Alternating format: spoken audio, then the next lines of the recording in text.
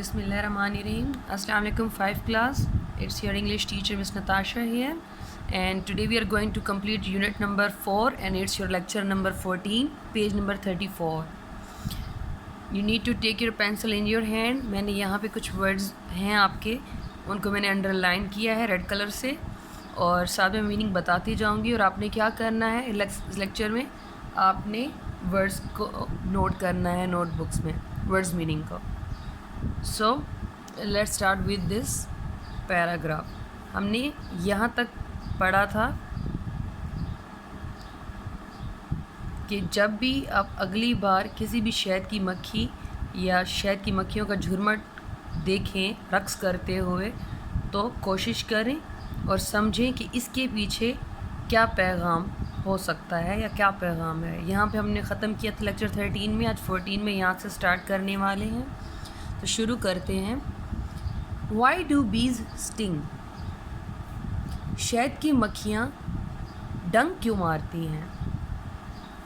Nature has equipped most creatures with a system to protect themselves. वो कहते हैं कुदरत ने हर एक मखलूक को तैयार किया है एक निज़ाम के साथ कि वो ख़ुद की हिफाजत कर सके. अ बीज़ वेपन इज़ इट्स स्टिंग. वो कहते हैं शहद की मक्खी का हथियार उसका डंक है. अ स्टिंग हैज़ 2 पॉइजन सैक्स. वो कहते हैं कि एक डंक में 2 जहर की बोरियां होती हैं. सैक्स हमने पहले भी पढ़ा था. बोरियों को कहते हैं, गुठलियों को कहते हैं, थैलियों को कहते हैं. Poison is pumped from these sacs into the wound when the bee sting.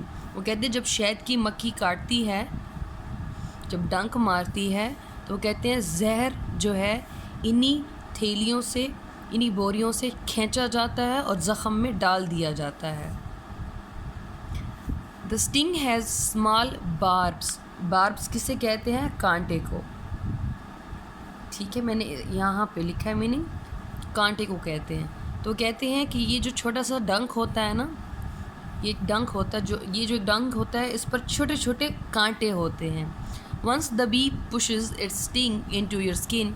अगर एक दफ़ा शहद की मक्खी अपना डंक आपकी जिल्द के अंदर डाल दे, धकेल दे, it is very difficult to remove it. ये बहुत ही मुश्किल है कि उसे हटाया जा सके. क्यों?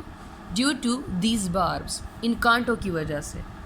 इस पर छोटे छोटे कांटे होते हैं तो इसकी वजह से मुश्किल हो जाता है कि वो जिल्द से डंक आसानी से निकाला जा सके. दस इस तरह the sting and the poison sacs are left behind in the skin.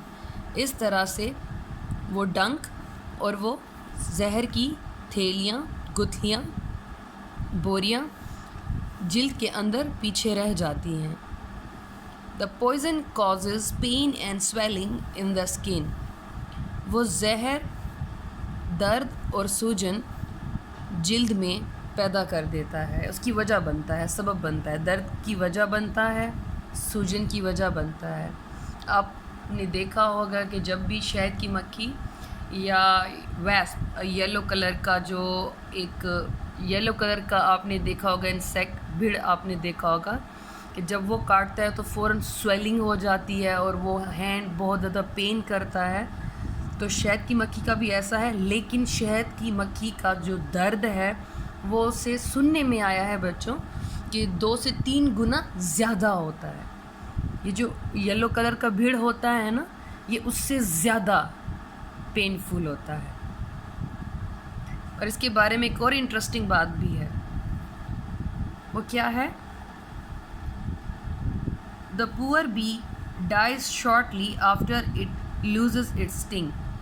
वो कहते हैं कि बेचारी शहद की मक्खी जल्द ही मर जाती है जब वो अपना डंक खो देती है. You must be wondering why a bee stings at the cost of its own life. आप ज़रूर हैरान हो रहे होंगे कि शहद की मक्खी क्यों डंक मारती है अपनी ज़िंदगी की कीमत लगाकर, अपनी ज़िंदगी की कीमत के बदले में. Well, a bee is like a brave soldier that sacrifices its life for a community.